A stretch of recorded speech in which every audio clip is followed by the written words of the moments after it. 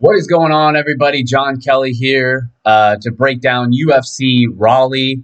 Go over it as per usual from a Draftkings perspective. Also give my favorite bets on the card. My dog's trying to say hi here. So we got a fun card here. I'm actually going to be at the fights, so I'm super excited for that. Going to be leaving here in a few hours. But as per usual, we're going to break down the fights, go fight by fight, basically talk about how I see it's going to be going down. Chapman says, thought you'd be going live from the arena. Not quite. That would have been pretty cool. We'll see. Maybe I'll do something later. Debatable, though. We'll see. But yeah, fights don't start till 5. I'll probably head over there around 4 o'clock. So we got a fun little card here. It is only 12 fights. Honestly, this card would have been a very strong card. Corey Sandhagen, one of my favorite fighters. He was slotted to be the co-main with Frankie Edgar. Frankie Edgar pulled out to fight the Korean Zombie. And I think it would have been the same result. Corey Sandhagen probably would have stoned him. But then aside from that, Brianna Van Buren pulled out against Hanna Ciphers. I thought that was a really good matchup. We would have taken advantage of. Definitely would have been on Van Buren there. And we'll get to that later. And then Josh Emmett pulled out as well. So this card was actually shaping up to be a really, really strong card. It's still not bad. There's a few decent fights on the card. But just being 12 fights in general, ownership's going to be a little more concentrated than we might have expected. But there's still definitely some spots here I want to take advantage of, and we'll get into all that. So first fight up on the card is going to be Herbert Burns versus Nate Landrieu. And basically, this one is a stylistic clash. Herbert Burns, black belt in jiu-jitsu, coming off the Contender Series. It's basically submission or bust for him. He opened as a 130 favorite, but now he's a slight underdog at plus 100.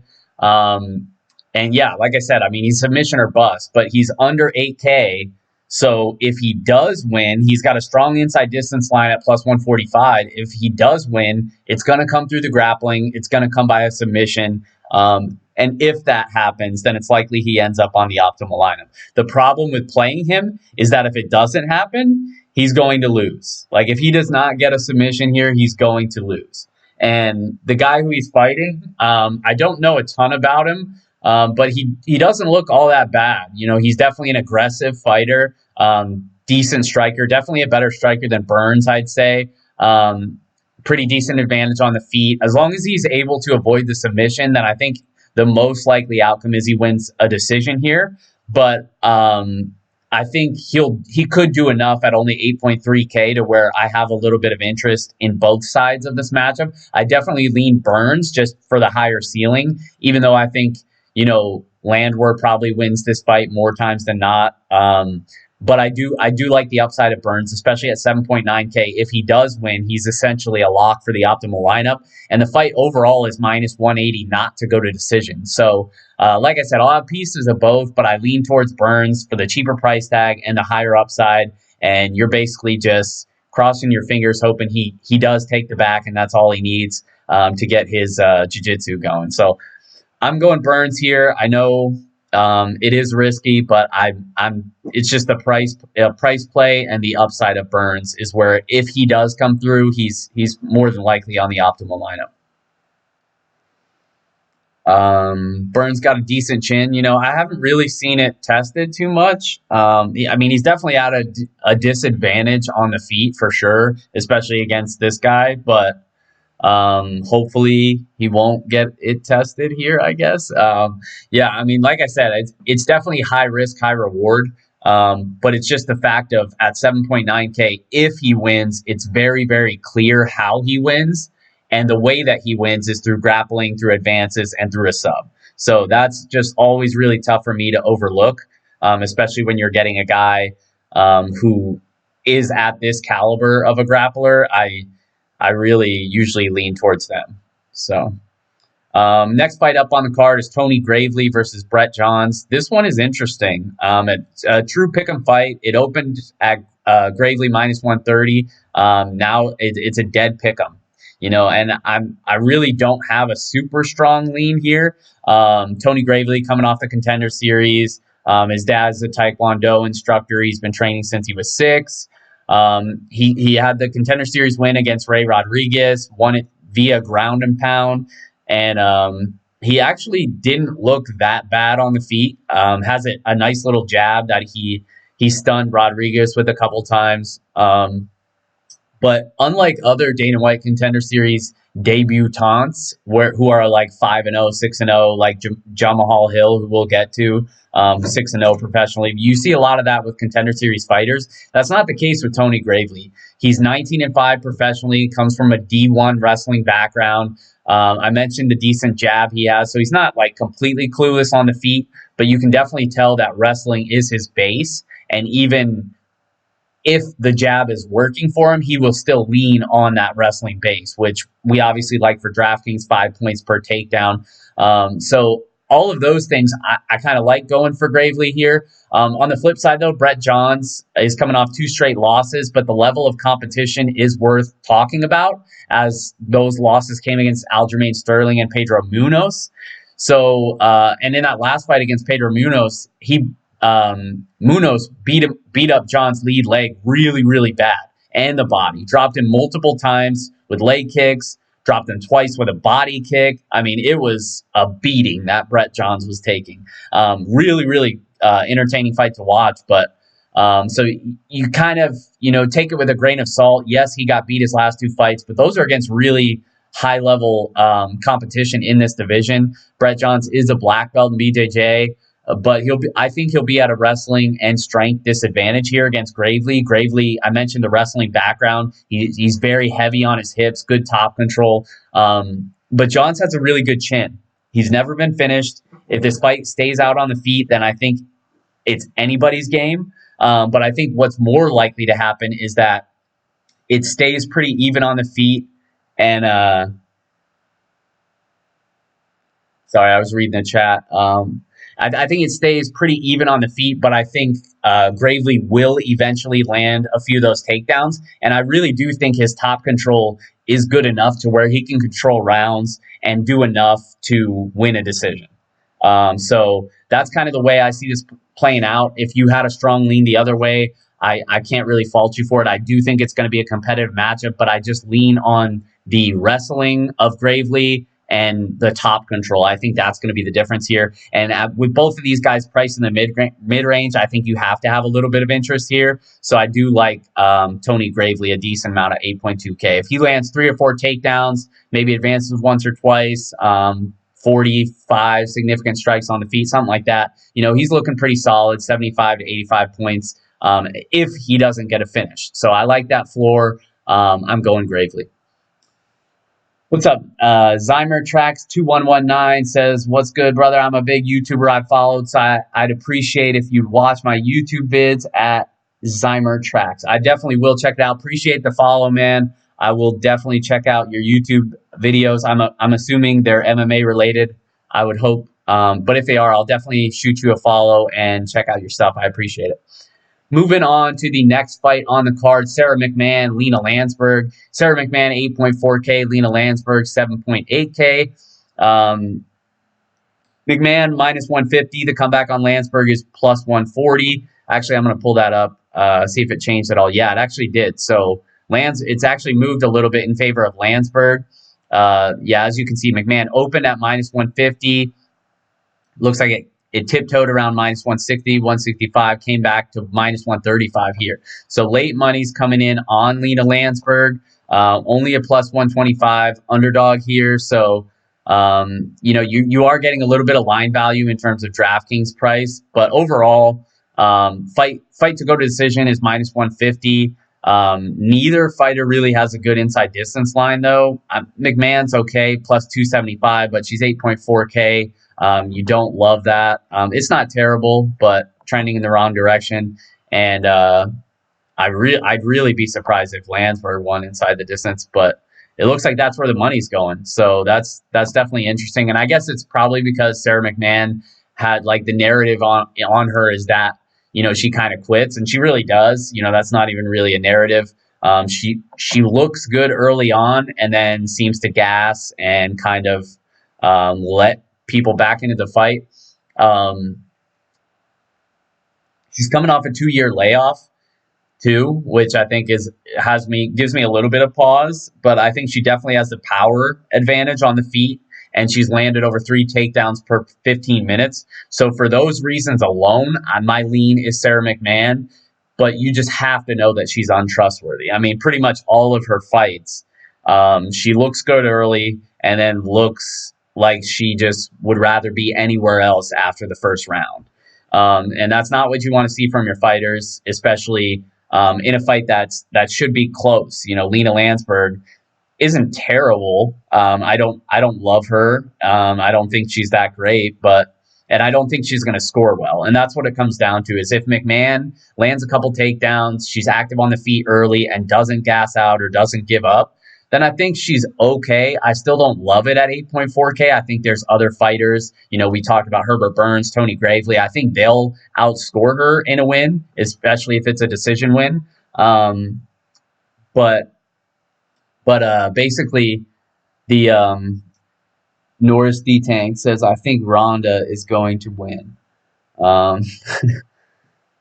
I don't think there's no Ronda on the card, so not sure who you're talking about there. But yeah, I'm assuming that's a troll, but no Ronda on the card that I know of.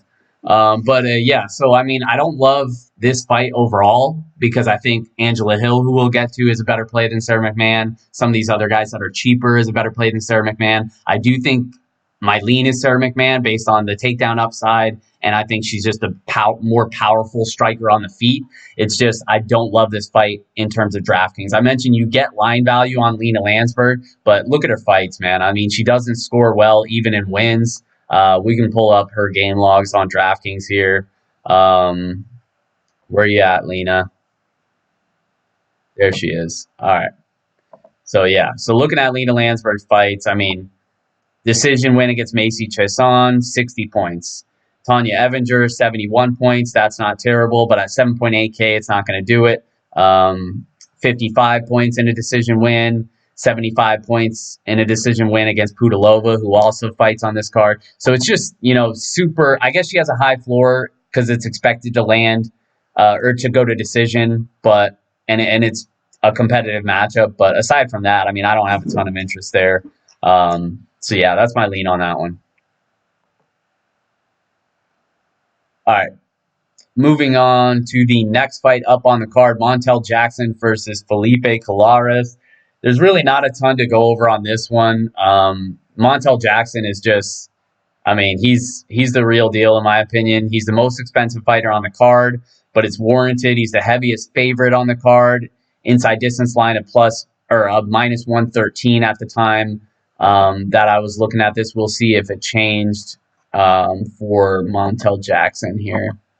So he's a minus 705 favorite. Inside distance line on Jackson is minus 120. So it's trending in the right direction since open. We love to see that.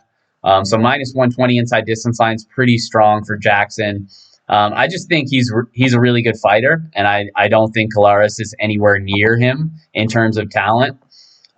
So yeah, I mean, that's what it comes down to. His only loss professionally is against Ricky Simone. Didn't look horrible in that fight. He did lose it, but came back, subbed out Brian Boom Kelleher, and then had the win against Supentov. So, yeah, I mean, I think the price is warranted. I'm not going to bet the minus 705. I'm not going to lay that type of juice. Norris in the chat says, Jesus, you know a lot about this. Thank you, brother. I appreciate that. Good for you. Keep crushing it and go Brock Lesnar. Yeah, go Brock Lesnar. Love Brock Lesnar. I think is he still fighting in the WWF or something like that? WWE? I don't watch like wrestling, but I know he was doing something like that. But yeah, I love Brock Lesnar. But yeah, so like I said, I mean, not a lot to break down in the Colares-Jackson fight. I think Jackson's pretty much going to roll. I know everyone, I said about Macy Barber last week. We all thought she was going to roll against Roxanne Modafferi. That didn't happen. I'd be very, very, very, very surprised if that happened in this one. The play is Montel Jackson, and that's pretty much it. Moving on to the next fight on the card is going to be Lucy Pudilova versus Justine Kish. Pudilova 8.7K, Justine Kish 7.5K. Pudilova minus 170 favorite here, but she's way too expensive on DraftKings. She's on a 3-fight losing streak. This is the most expensive she's ever been priced. And, the 3 fights that she lost, all against good opponents, but still, I generally don't want to pay 8.7K for a fighter with not a strong inside distance line who's coming off 3 straight losses, regardless of who they're against. And now she's fighting a very capable fighter, Justine Kish, who's coming off 2 straight losses as well, fighting in her home state.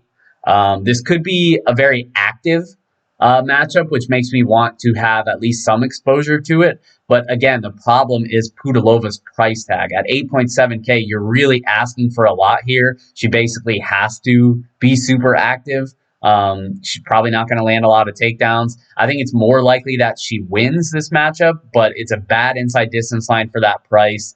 And for that reason, I can't prioritize her when we have other fighters cheaper that I think have better upside. If she was priced around like 8.2, 8.3K, I definitely have a little bit more interest. But at 8.7, that's really, really tough price tag to pay. And, it's not like she's a massive favorite here either. Minus 170, comeback on Kish, plus 160. Yeah, it is what it is. I think she wins, but I think she's a better bet than she is a play on DraftKings because I could see her winning and putting up 70, 75 points. And at 8.7K, that means she's busting pretty hard. So not gonna prioritize Pudilova, although I do think that she wins. All right, next fight up on the card, we have Arnold Allen versus Nik Lentz. This one I definitely want to talk about because I've seen a lot of buzz on Nik Lentz. I've seen a lot of Twitter handicappers on Nik Lentz on the underdog here, and I'm not really sure why. Allen is coming in as a minus 250 favorite here. I think that's about right, considering he's undefeated in the UFC, 6-fight win streak going. The problem is, in terms of DraftKings, I think he's priced up too much, considering he's not a high-volume striker. Aside from his last fight out against Gilbert Melendez, where he did land, a lot of significant strikes, but that was really just a nonstop war for him.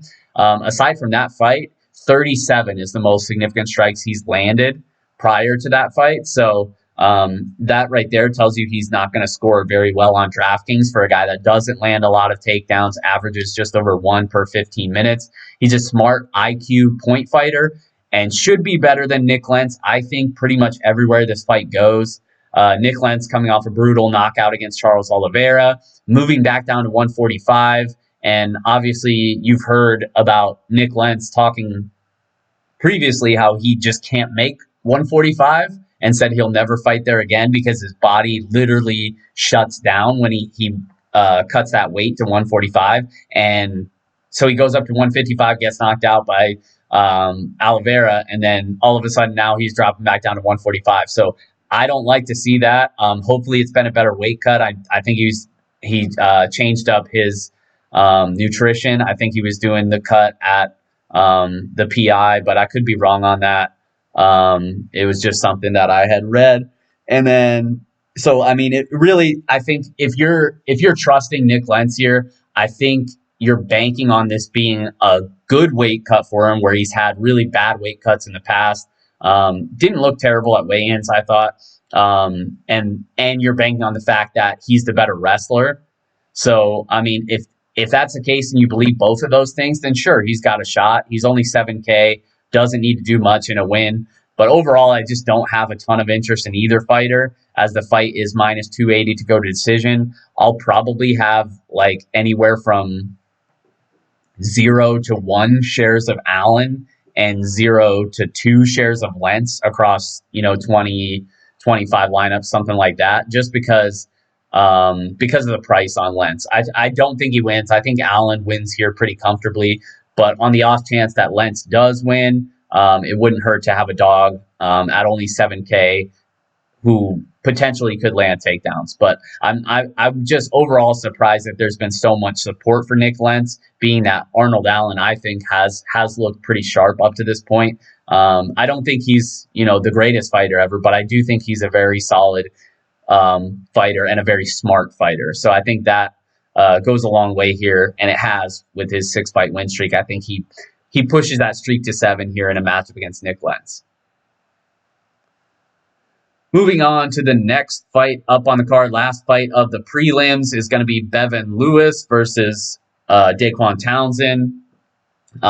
This one is interesting.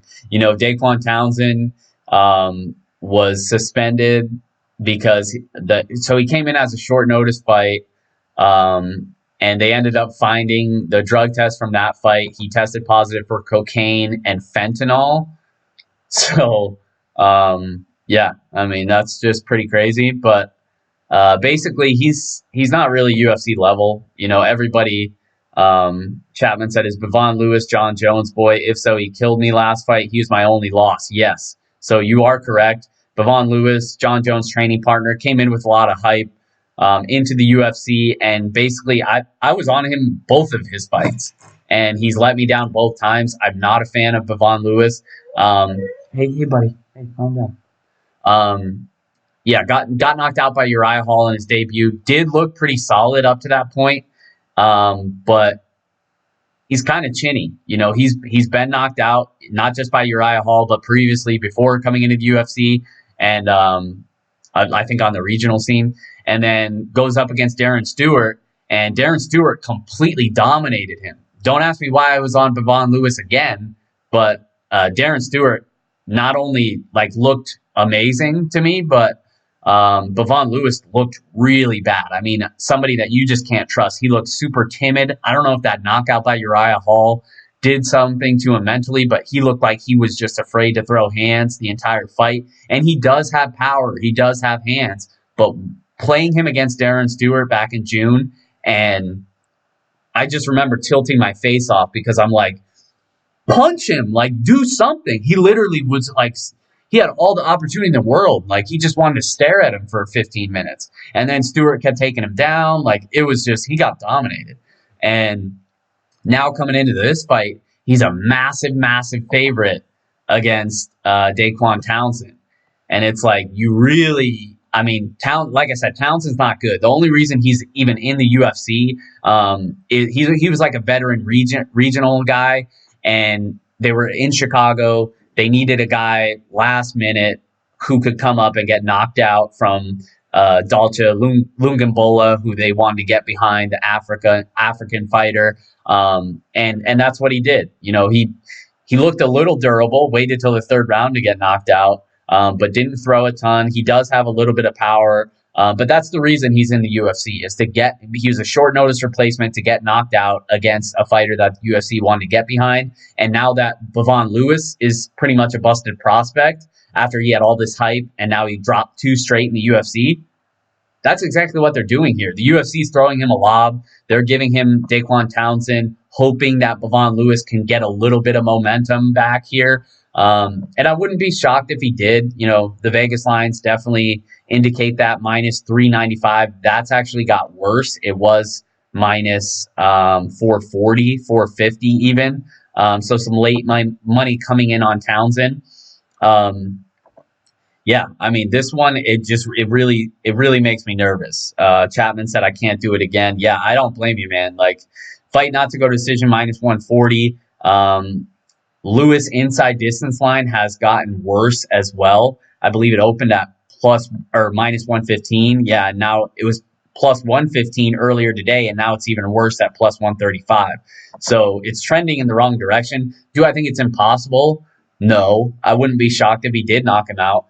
But again, watching this guy in his last fight, I definitely have some recency bias here, but I'm like, dude, you have to throw hands. There's nothing that makes me more mad is when I roster a fighter or bet on a fighter and they are not willing to engage and they do not use their biggest advantage. So Bevin Lewis does worry me. I'm not paying that price in terms of betting odds, 4-1 favorite. That's insane. Even against a guy who I think is not good at all in Daquan Townsend. 9.3K. I don't think you can completely ignore him. I get it if you do. But he does still have, even though his inside distance line is trending in the wrong direction, it's still pretty solid. Not great. I do like other guys 9K and above around that range more than him. But I think, if you're playing 10 or so lineups, I think you should have one or two. Not a core play for me just because I can't trust him. And then on the flip side, Daquan Townsend, he, I guess, has a shot in the dark, puncher's chance, right? Like, Bevin Lewis has been chinny. Would it shock me if he got like a flash knockout, something crazy? No. I play 20 and 25 lineups.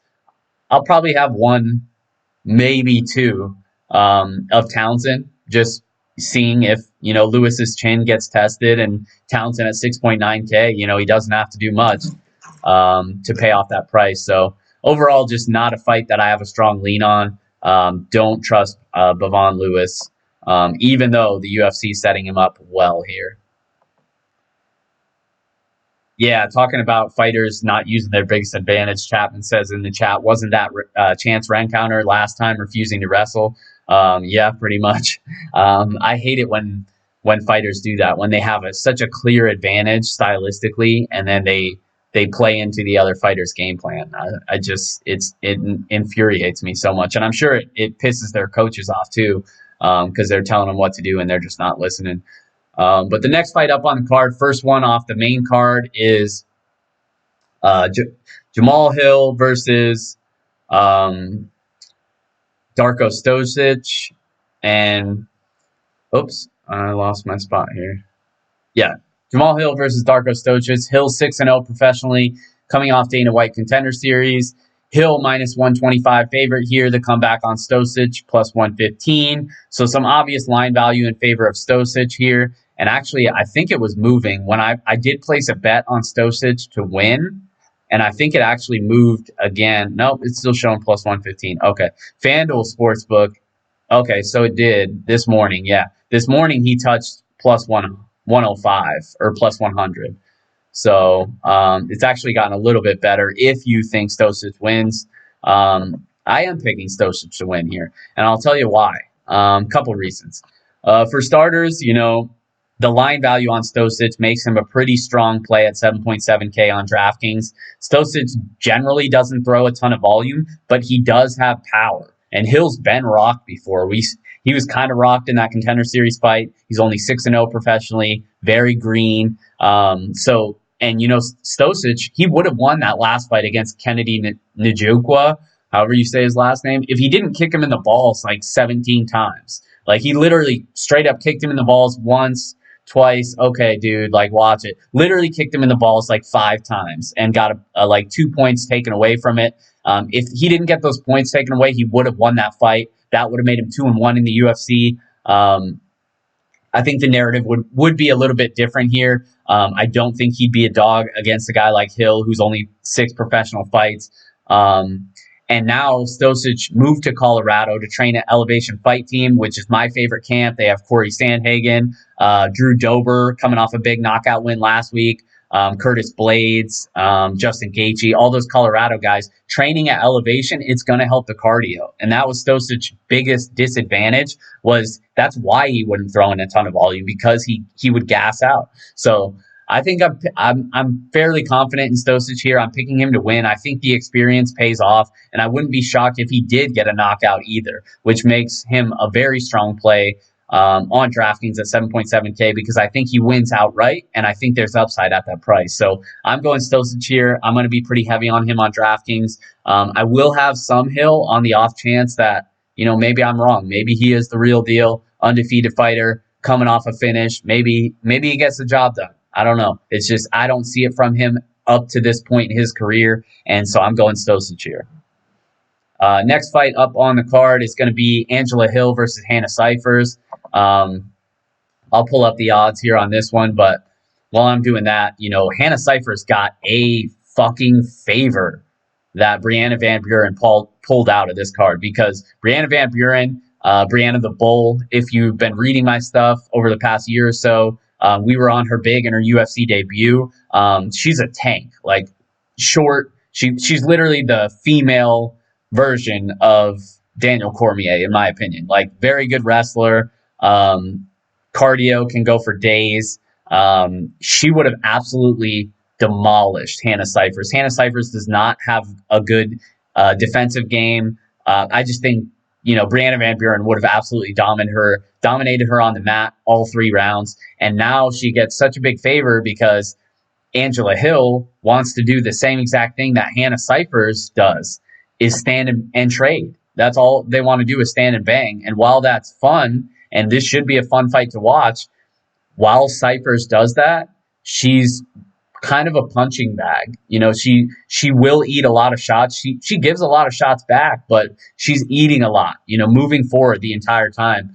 Lands over 4 significant strikes per minute. I think she absorbs over 6, though. So that right there tells you she's generally losing exchanges on the feet because she lacks that defensive ability when she's moving forward the entire time.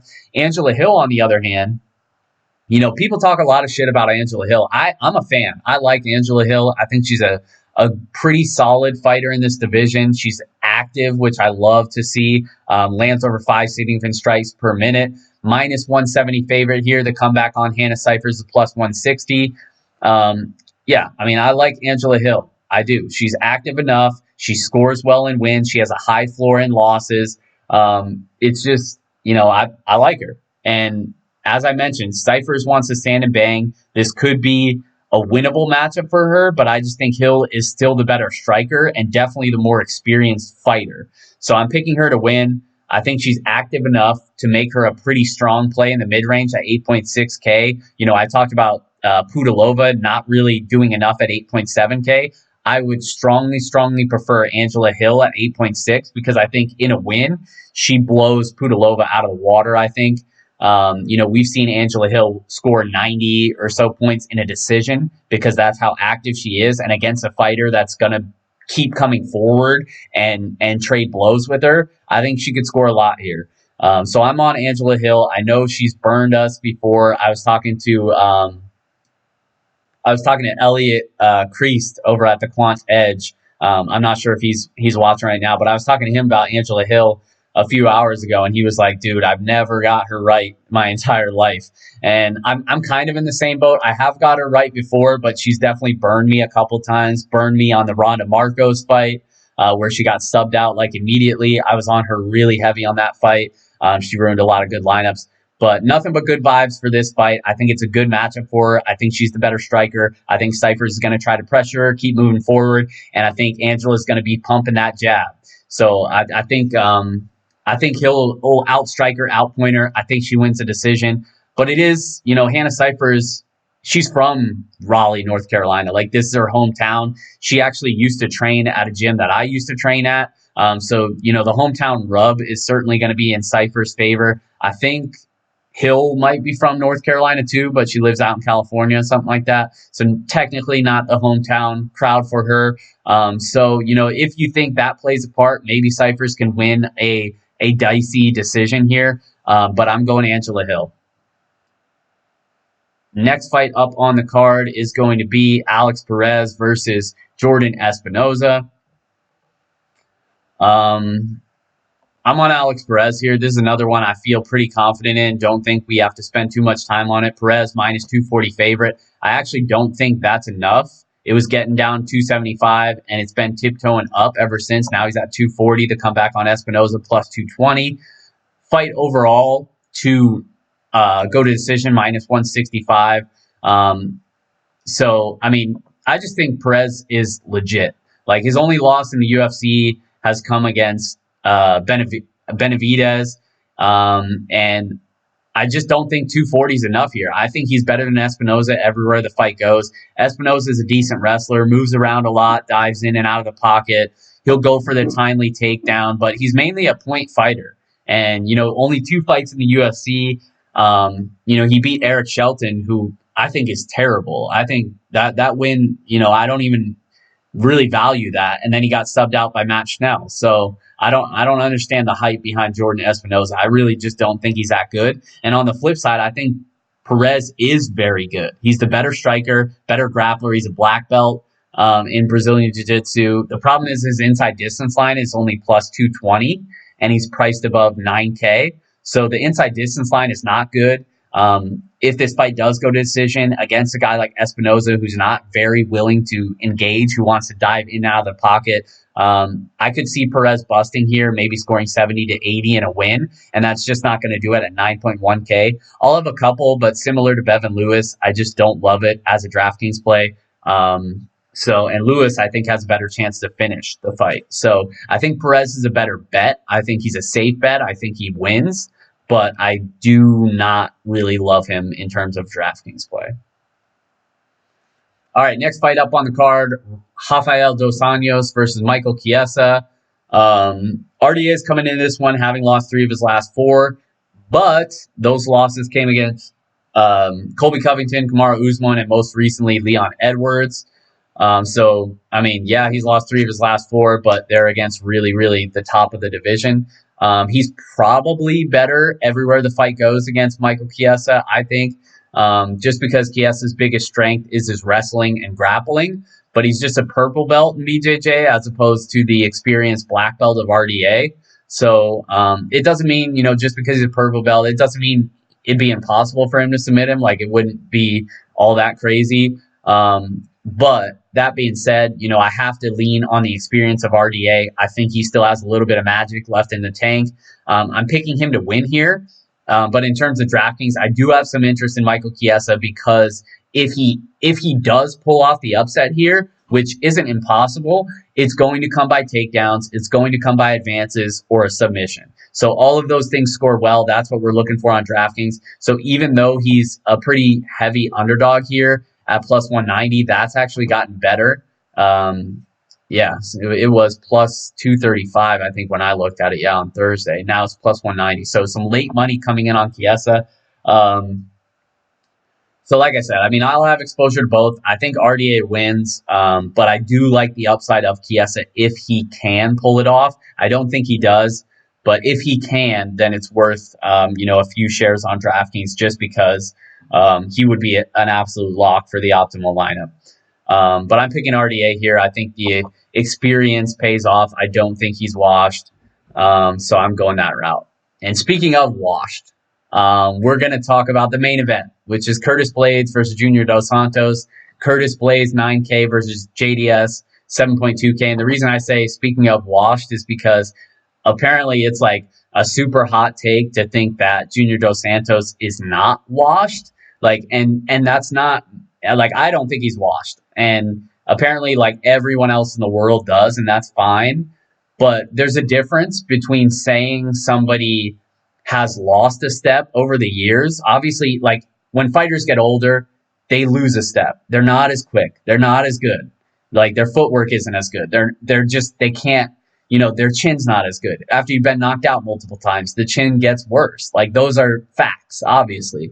But saying somebody is washed is in my opinion, they're just a total can. They're going to get knocked out by anybody. They hardly can win anymore. That's what I think saying somebody is washed. So obviously JDS has lost a step from being the former, he was the heavyweight champ when he was 27 or something. That was 10 years ago. So I just think there's a big gap between somebody is on the decline of their career and to being completely washed. I think there's a big gap there, and I think there's still some winnable fights here for JDS. His last 2 fights that he lost came against Stipe and came against Francis Ngannou, the same guy that knocked out Curtis Blades twice. So I don't think it should be a hot take saying JDS is washed. I think he is a live dog in this matchup, and I know people call me a fanboy, whatever, because I was at the open workouts on Wednesday. I met JDS, love his personality. He's an awesome guy. He's hilarious, was cracking jokes the whole time, really good attitude. But he also looked really sharp. And I know it's just an open workout. It's a lot different being in the octagon and having somebody on the other side that's actually hitting you back. No shit. That's obvious. Anyone that watches UFC or trains UFC, mixed martial arts, any of that, boxing, whatever, that's obvious. But all I'm saying is the guy who I saw on Wednesday was not a guy who I think is washed at all. It's not a guy who I think can't win at this level. It's not like he looked sharp. He looked quick. He looked heavy, like heavy hitter. Like he looked very, very strong still. He looked like he can still win in this weight class, which he has shown. He knocked out Derek Lewis, knocked out, who's the other guy he just knocked out recently? Now I'll have to pull it up. But yeah, I mean, I think he's a live dog here. Oh, Tai Tuivasa, who was an exciting up-and-comer until he dropped like his last few fights. But JDS knocked him out. Had the decision win over Ivanov. Like, he's still winning fights at this level. Now, that being said, Curtis Blaydes is legit. Curtis Blaydes, I've been on Blaydes every single one of his fights, even against Frankie Murder where he lost. Anytime you have such an elite level wrestler like Curtis Blaydes, you have to think about playing him on DraftKings. He lands so many takedowns. He talks about, breaking the record. He wants to break GSP's record. He wants to break all these records for most takedowns. He's landed 8 before takedowns, 10 against Mark Hunt, and 10 advances in that one. So if he's constantly taking you down and advancing position, he doesn't need to land strikes in volume. He's still going to score over 100 points. And at 9K, I think he's a very strong play. He's probably the best play on the entire card. But that doesn't mean I think JDS is washed. And that doesn't mean I don't think JDS can win. I think JDS has the power advantage, and I think he has the striking advantage. And I think those things are pretty clear. Regardless if you think he's washed or not, I think those are two obvious statements. On the flip side, Blaydes is the more athletic. He's way younger. He's more athletic, more stamina, much better wrestler. So he's got a lot of things going for him, obviously. This is a stylistic clash. He's going to either be able to land takedowns, and I think he will, and control him on the mat, advance position, and probably win a decision, maybe even get a finish with some ground and pound. Or JDS avoids the takedown and gets a first or second round knockout. He's got a lot of power, and Blaydes has been knocked out by guys with a lot of power, like Frankie Murder. So it's just like I don't get why it's such a hot take saying that JDS could possibly win here. Do I think he does? No. I'm picking Blaydes. I'm not an idiot. I think against pretty much anybody in this division, I'm going to pick Blaydes because of his style, like his wrestling style. He's literally the Habib of heavyweights. So it's like you can't bet against a guy like that. You have to play him at 9K, such a massive floor, such a massive ceiling. But that being said, I'm going to have shares of JDS. 7.2K on DraftKings. If he gets the knockout win, he's a lock for the optimal lineup. I think he's one of the better underdogs to play on the card. And I think he's a live dog, and that's all there is to it. So if you don't see it that way, that's fine. But that's sort of how I'm looking at this. I'll be, say if you're playing 10 lineups, I'll probably play 7 Blaydes, 3 JDS. So if that, and that'll probably make you overweight on JDS, at least with the field, and certainly overweight on Blaydes by a little bit. So Chapman says in the chat, the only season of The Ultimate Fighter I watched was JDS Bisping. Love JDS attitude then, and I am a believer now. Yeah, absolutely. I mean, like I said, would I be shocked if he wins? No. Do I think he wins? Probably not. Just because Blaydes, his wrestling is so aggressive, like so dominant. Once he gets you down, guys are not getting up once he gets you down.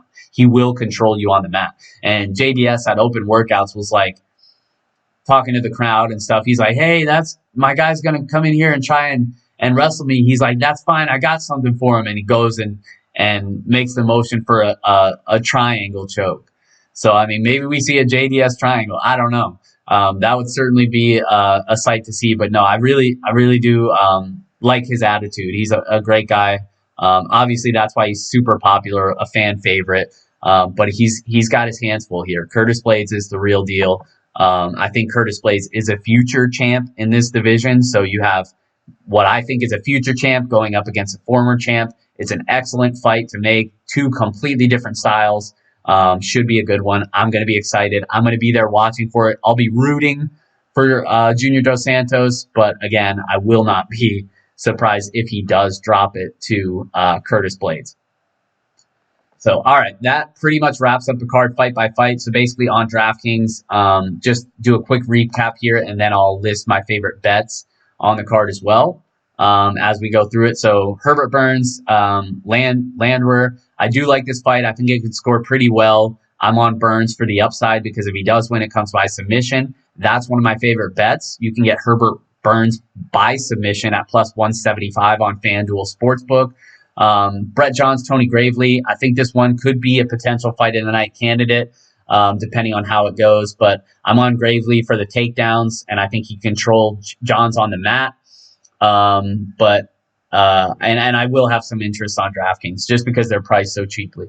Sara Mcmann, Lina Landsberg. I'm on McMahon, but don't love that fight in terms of DraftKings. Montel, Jackson, Colares. I think Jackson rolls. He's a strong play on DraftKings as well.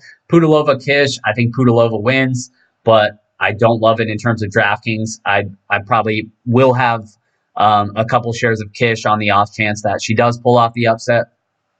Nik Lentz, Arnold Allen. I think Allen wins pretty comfortably. Again, not a fight I love for DraftKings purposes. I'll have a couple darts on Lentz. But I do think Arnold Allen is the better fighter. I think he wins a decision, but likely scores 75 to 80 points, which doesn't do it at that price. Bevin Lewis, Daquan Townsend.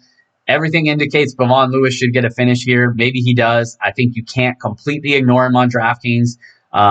So I mean, he's the play for sure. 4-1 favorite here. But again, super untrustworthy. He's had chin issues in the past. Townsend's been somewhat durable, even though he's not good. He does have power. I could see a finish on either side in that one. And then Darko Stosic, Jamal Hill. I think this is a good test for Hill to see where he's at, but I think Stosic, I mentioned the camp change when I broke down that fight. I think it pays dividends here along with the experience. I think we see Stosic get his hand raised. Angela Hill, Hanna, Ciphers. I think this could be an action-packed brawl. And I'm on Angela Hill. I think she's the better fighter, more experienced fighter. I think she wins here, and she's a pretty solid play in the mid-range. Alex Perez, Jordan Espinosa. I think Perez dominates pretty much, but I think he busts his price on DraftKings, plus 220 inside distance line, which isn't going to cut it at 9.1K. So he's a better bet than DraftKings play. Michael Chiesa, RDA. I think RDA wins. But I'll have pieces of both because if Chiesa does pull off the upset, it's going to come through wrestling, through grappling, which scores well. And then the main event that I just broke down, I think Curtis Blaydes is the play. He's the pick to win. But I think you'd be pretty foolish not to have at least a few shares of the underdog in JDS because if he does win, it's likely going to come by knockout and it's likely going to come early. And I do think that's within the range of outcomes.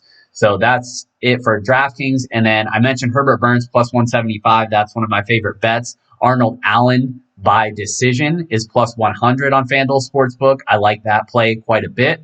And then Stosic plus 115. I think it's actually a little bit worse on FanDuel. When I bet it, I think it was plus 107 or something like that. But I do like Stosic to get the win, so I like that play for a little bit of plus money as well. And then talking parlays. So I think you can parlay, let's see, Alex Perez, Angela Hill, Arnold Allen by decision.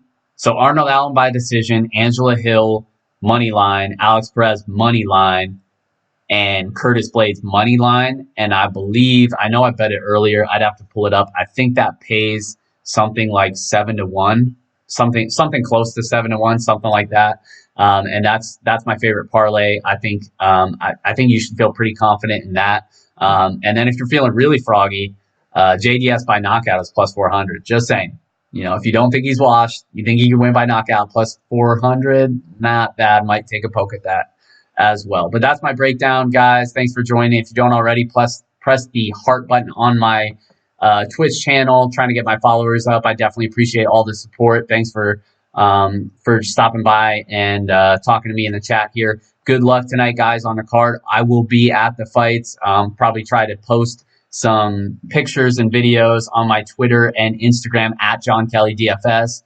And good luck, and we will see you next week. We have off, and then we have 8 straight cards in February and March. So super exciting time for MMA. If you don't already, be sure to get some action in on this one, and we will see you next time.